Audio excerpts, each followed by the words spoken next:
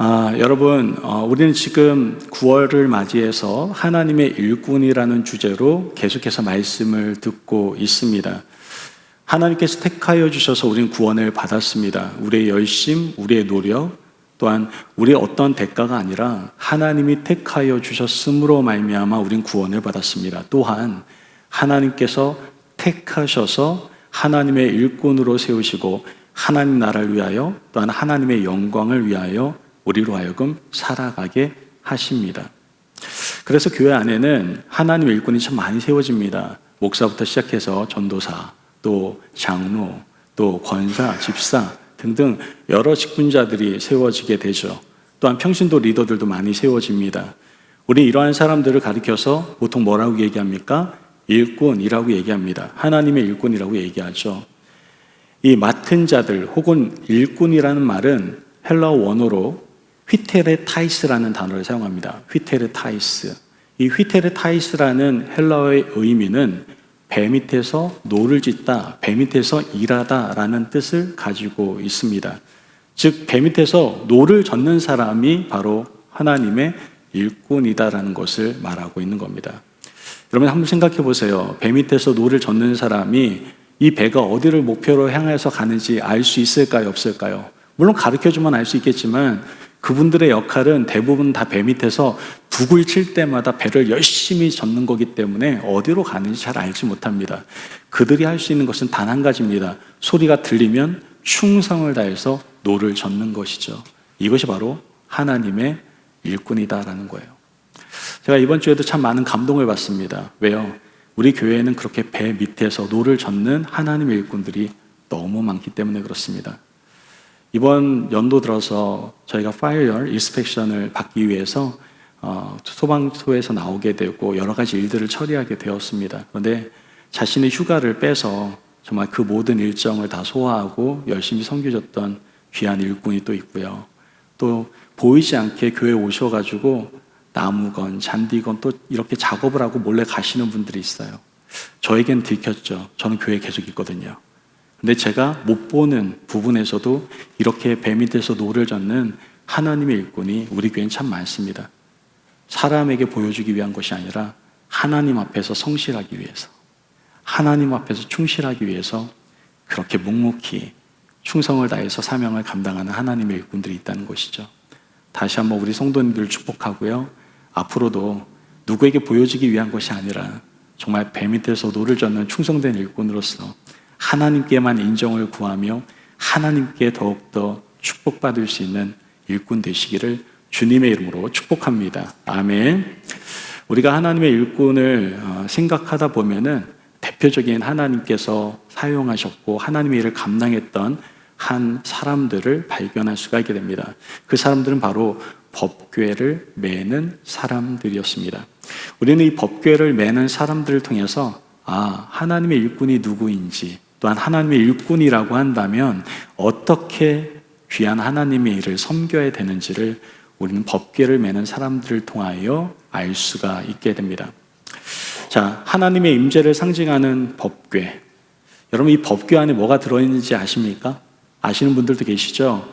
십계명을 새긴 두 돌판이 이 법궤 안에 있었고요. 또한 만나를 담은 항아리가 있었고요.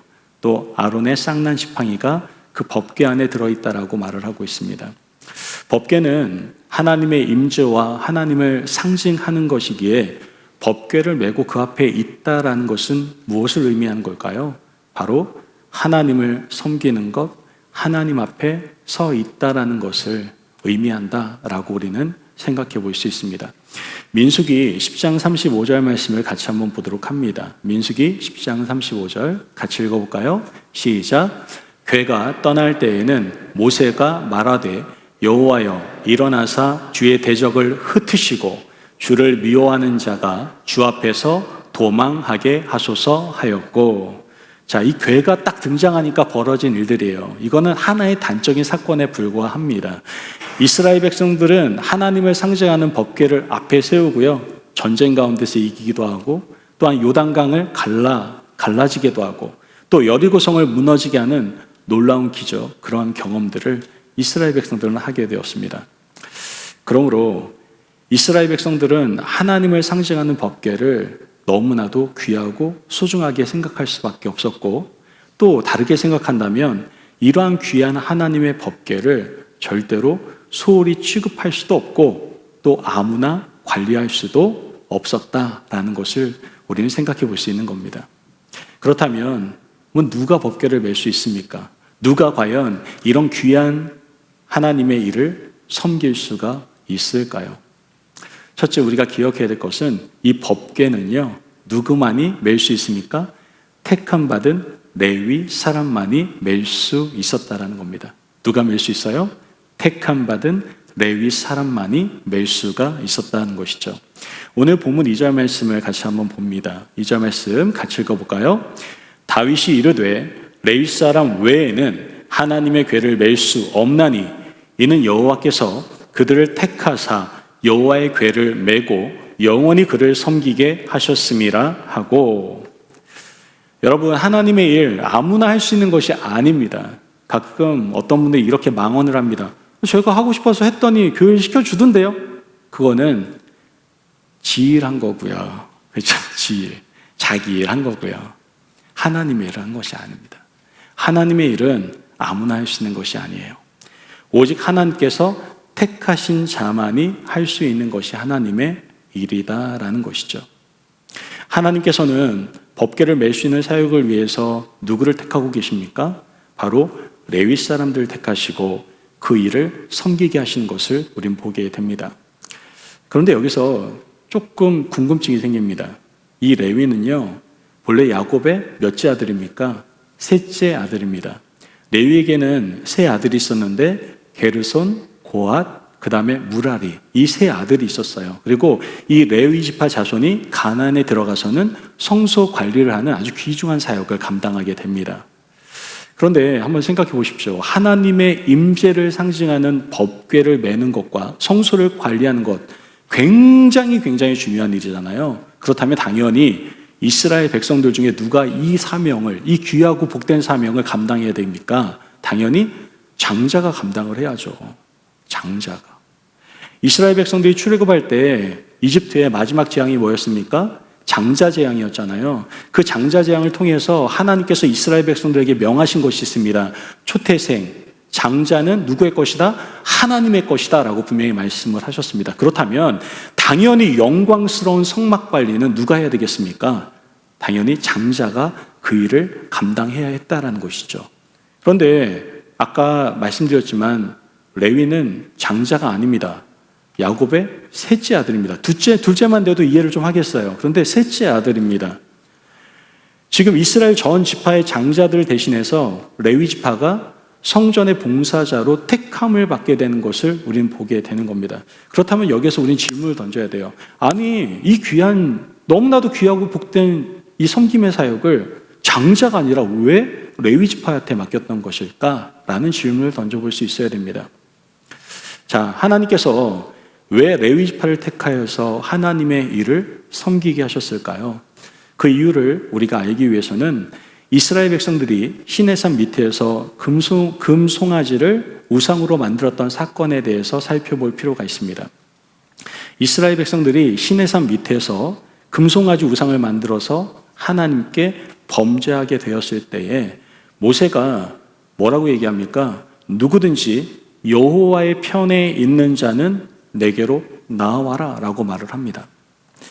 이때 레위 지파 자손들이 다 모여서 누구에게? 모세에게 나왔던 겁니다.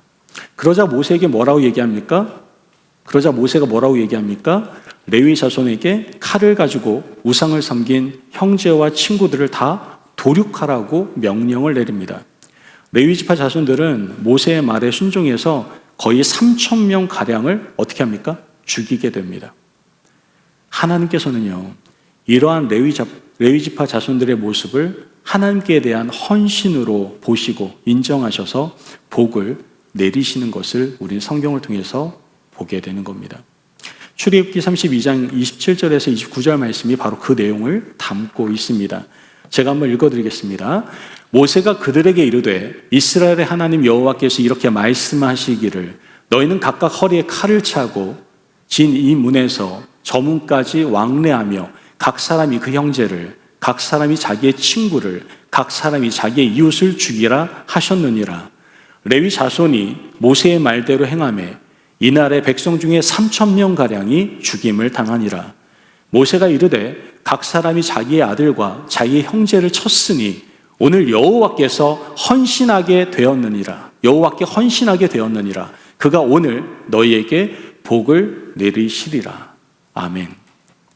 하나님께서는 타락한 무리 가운데에서 모세의 말에 순종한 레위 지파 자손에게 하나님의 법궤를 메고 섬기게 하시고 또 성소에서 봉사할 수 있는 복을 영원히 허락하시는 것을 말씀을 통해서 우린 보게 되는 겁니다.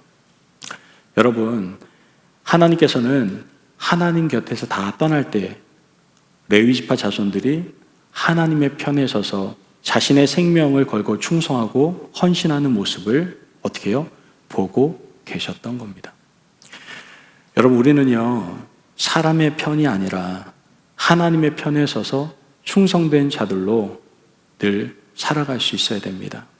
하나님 편에 서서 충성된 자들을 하나님께서는 택하셔서 하나님의 귀한 일에 사용하신다라는 것이죠.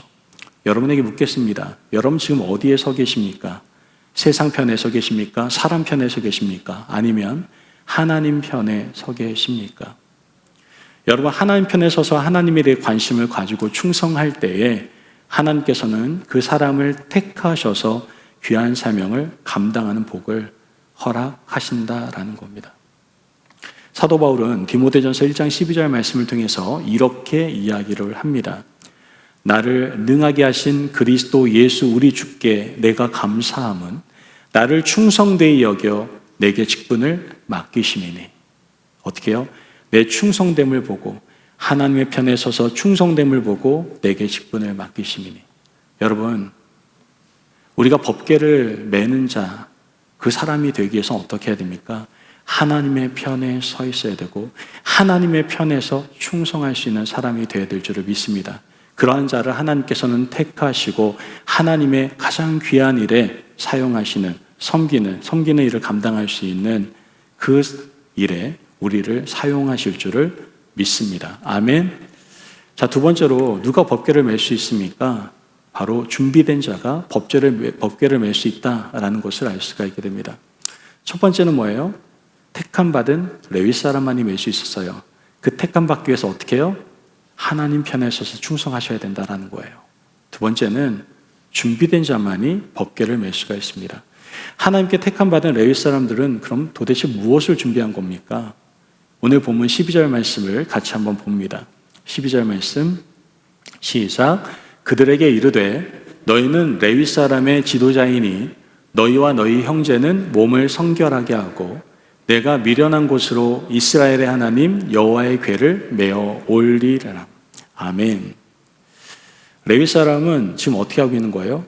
몸을 성결하게 하는 준비를 하고 있었다라는 것을 알 수 있습니다. 여기에 성결케 하다라는 히브리어 원어는 카다시입니다. 이 카다시라는 뜻은 하나님께 봉헌된 자라는 의미를 가지고 있습니다. 여러분, 우리가 하나님께 봉헌되기 위해서 우리가 가장 먼저 지녀야 될 것은 무엇이냐? 성결함입니다. 우리는 우리가 가진 어떤 능력이나 은사나 달란트를 가지고 하나님의 일을 할 수 있다라고 생각을 하는데 여러분, 그건 착각입니다. 하나님께서 택하시는 사람은 성결한 자입니다. 성도인 저와 여러분은 영적인 레위인으로서 스스로 성결함을 준비할 수 있어야 된다는 것이죠.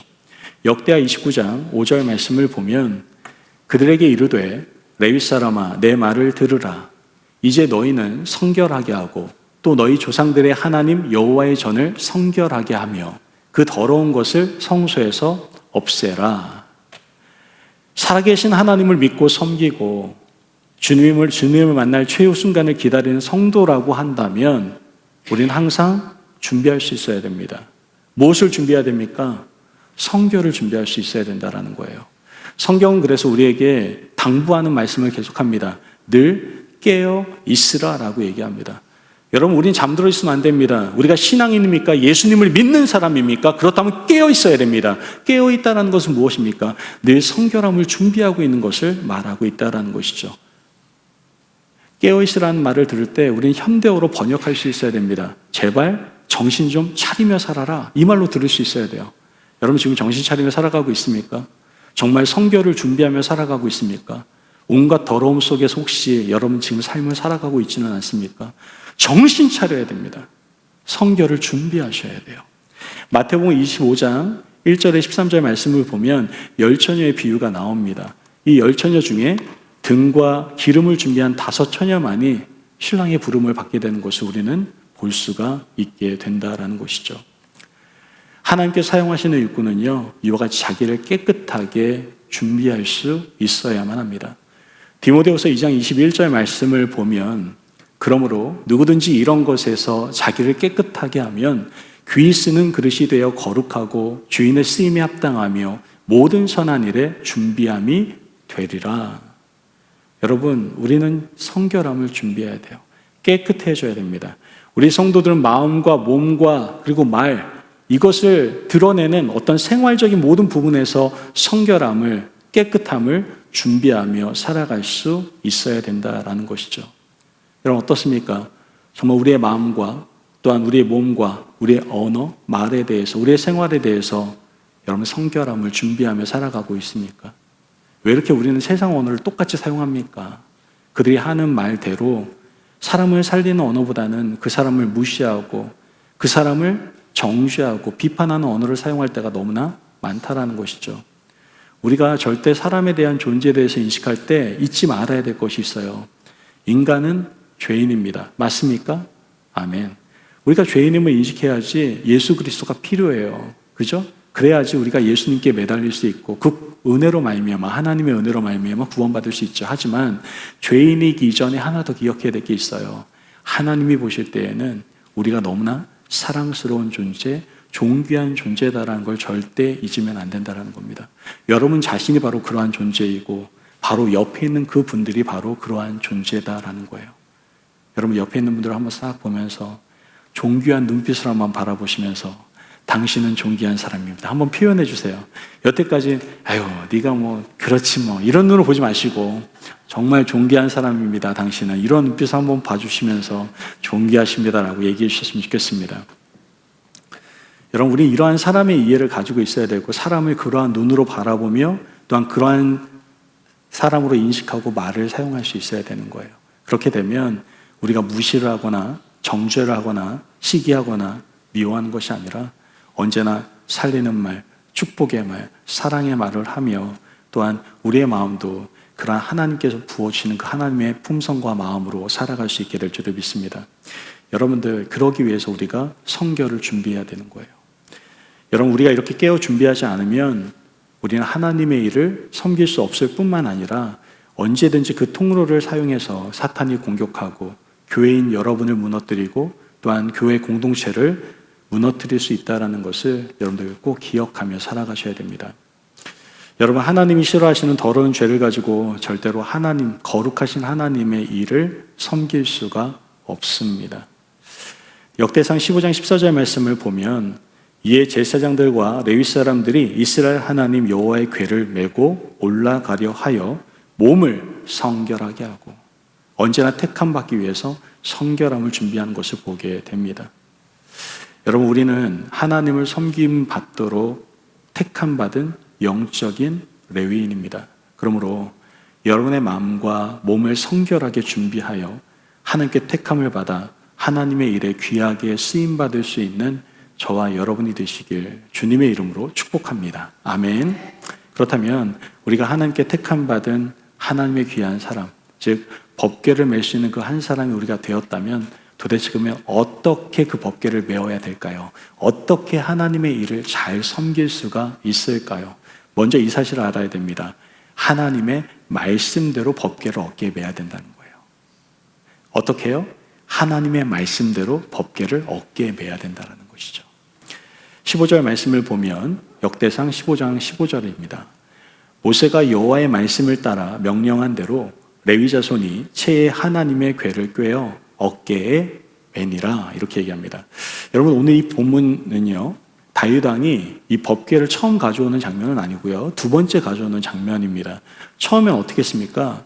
다윗 왕이 하나님의 법궤를 모시고 오려고 할 때 어깨에 매지 않고 새 수레에 담아서 옮기려고 했습니다. 그렇게 시도를 했죠. 그러는 과정 가운데 어떤 일이 발생합니까? 웃사라는 사람이 그 자리에서 죽게 됩니다. 다윗이 선택했던 새 수레를 이용하는 운반 방법, 이게 나쁜 겁니까? 그렇게 나쁜 방법은 아니었습니다. 법궤를 소중하고 귀하게 여기기 때문에 현실적으로 가장 안정적인 운반 방법을 선택한 것이라고 저는 생각이 들거든요. 아마 다윗도 그렇게 생각하지 않았을까 생각합니다. 인간적으로는 충분히 좋은 방법이라고 생각할 수 있습니다. 하지만 이 방법은 하나님의 생각도 아니고 또한 하나님이 선택하신 방법이 아니었다라는 것이죠. 하나님께서는 어떻게 하라고 말씀하십니까? 법궤를 어깨에 메고 옮기라고 분명히 말씀하고 계신다라는 겁니다. 우리는 여기서 중요한 사실 하나를 분명히 알고 새겨야 됩니다. 우리가 하나님을 섬길 때에 나의 생각 또는 인간의 방법이 아닌 어떤 생각? 하나님의 생각, 하나님의 방법, 하나님의 뜻대로 섬겨야 된다는 겁니다. 우리는 하나님의 일을 한다고 하면서 자꾸만 내 뜻과 내 생각대로 자꾸만 하려고 합니다. 제발 부탁인데요. 하나님의 일을 할 때는 이렇게 표현하고 싶어요. 도화지가 되어야 돼요. 하나님의 마음껏 그리실 수 있도록. 내 의지는 아무것도 없고 하나님께서 마음껏 그리셔서 그 모든 사역이 작품이 될 수 있도록 우리는 어떻게 해야 됩니까? 그분의 뜻과 그분의 생각대로만 우리는 순종하면 되는 겁니다. 예수님께서도 이 땅에서 하나님을 섬기실 때 어떻게 했습니까? 하나님의 뜻대로 하나님의 원대로 섬기시는 것을 우리는 보게 됩니다. 마태복음 26장 39절 말씀을 같이 한번 보도록 할까요? 시작. 조금 나아가사 얼굴을 땅에 대시고 엎드려 기도하여 이르시되 내 아버지여 만일 할만하시거든 이 잔을 내게서 지나가게 하옵소서. 그러나 나의 원대로 마시옵고 아버지의 원대로 하옵소서 하시고. 여러분, 이 말씀을 통해서 우리가 분명히 알 수 있는 게 있어요. 예수님의 뜻과 생각과 마음이 있었어요. 그게 뭡니까? 이 잔을 내게서 지나가게 해달라는 거였어요. 그러나 예수님께서는 궁극적으로 어떻게 하십니까? 나의 원대로 하지 마옵시고 아버지의 뜻대로 되기를 원하나이다. 하나님의 뜻, 하나님의 마음, 하나님의 생각대로 그 일을 감당하시는 것을 보게 되는 것이죠. 우리는 하나님의 일을 섬긴다고 하면서 내 생각과 내 뜻대로 할 때가 생각보다 너무나도 많습니다.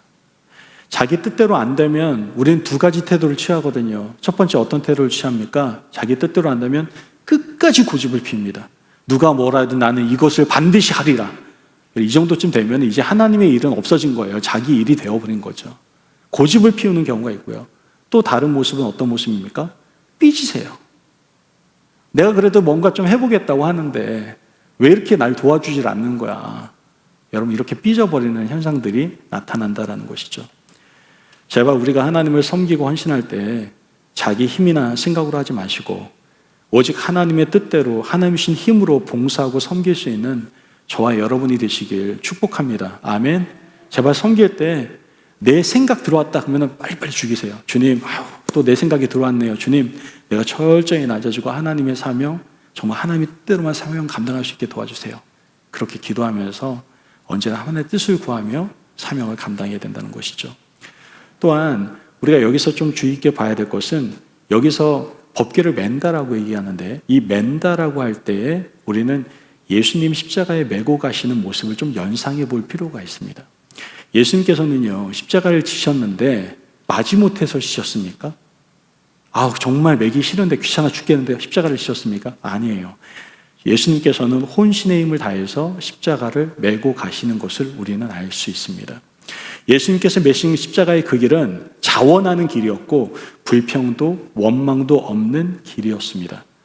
예수님께서는 십자가를 지지 않고서는 인류를 구원할 수 없기에 십자가를 메셨던 것이죠. 여러분, 우리는 예수님의 십자가의 은혜를 이미 받은 사람입니다. 그 생명의 은혜를 누리고 있는 사람입니다. 그렇다면 우리에게 메어주신 짐이나 봉사나 고난의 십자가를 내가 짊어지고 그 십자가를 메고 우리는 그 길을 따라갈 수 있어야 됩니다. 하나님께서 우리를 택하셔서 자녀를 삼아 주셨습니다. 여기서 멈춰서는 것이 아니라 우리를 택하셔서 자녀 삼아 주셨다니까요. 일꾼 삼아 주셨다니까요.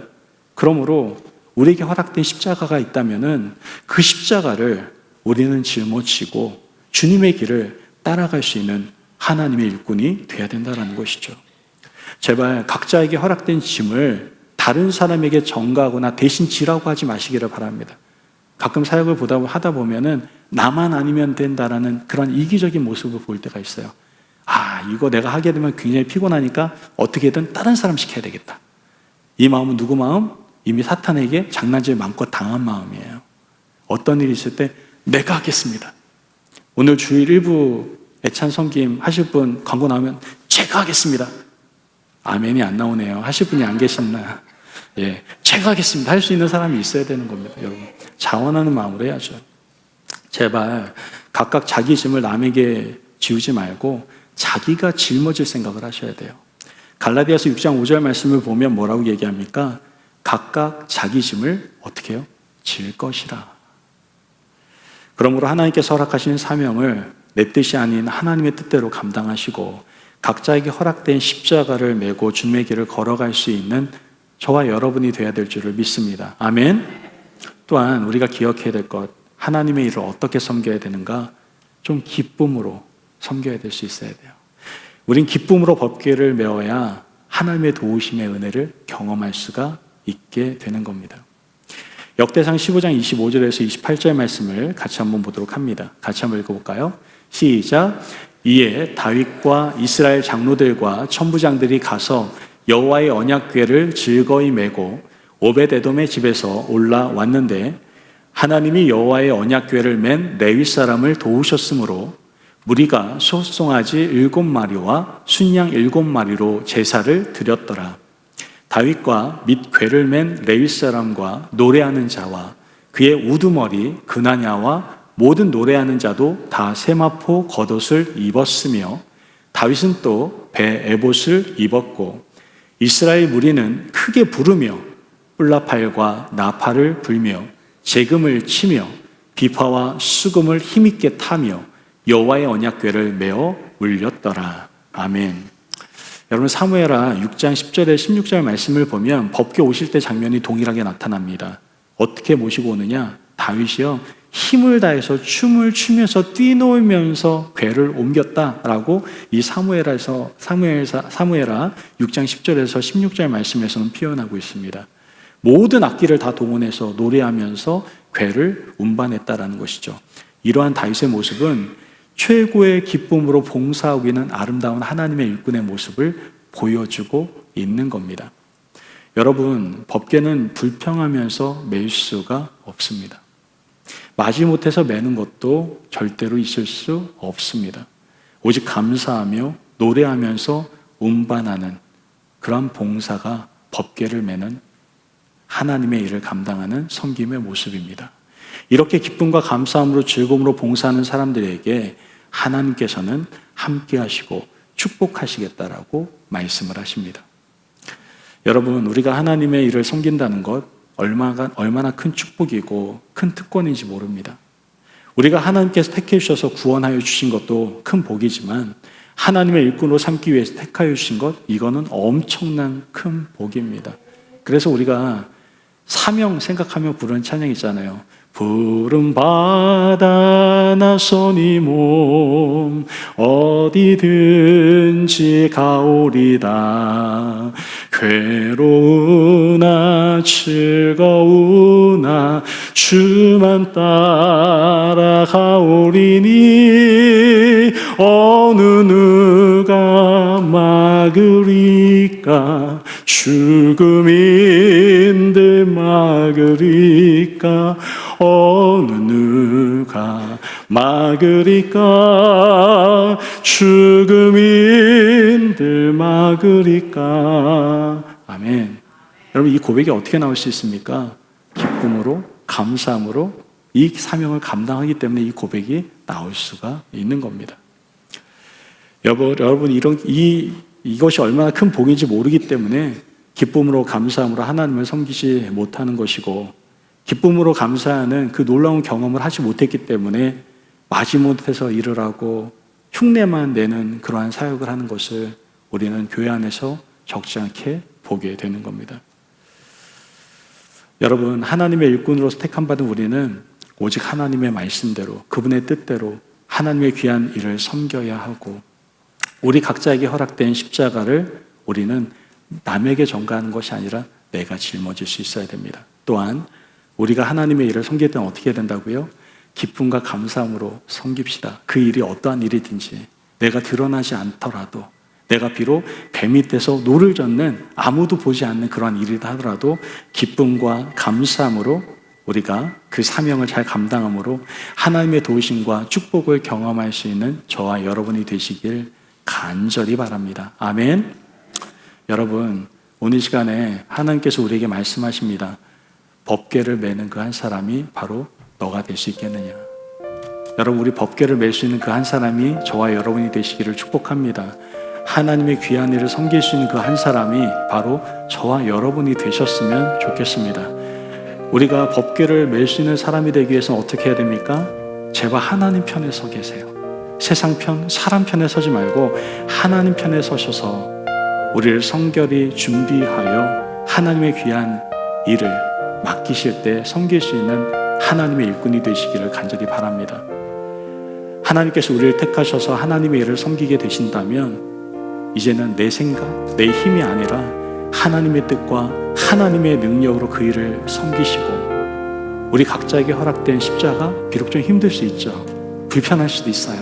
그러나 그 십자가는 영광의 십자가고 우리에게 너무나도 과한 십자가입니다.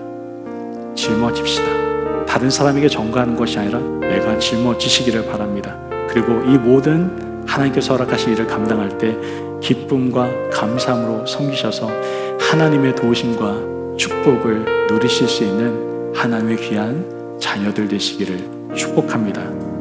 오늘 법궤를 매는 일꾼으로 살기로 결단하는 저와 여러분에게 이 말씀이 여러분의 삶 가운데 그대로 응하는 역사가 있기를 주님의 이름으로 축복합니다. 아멘.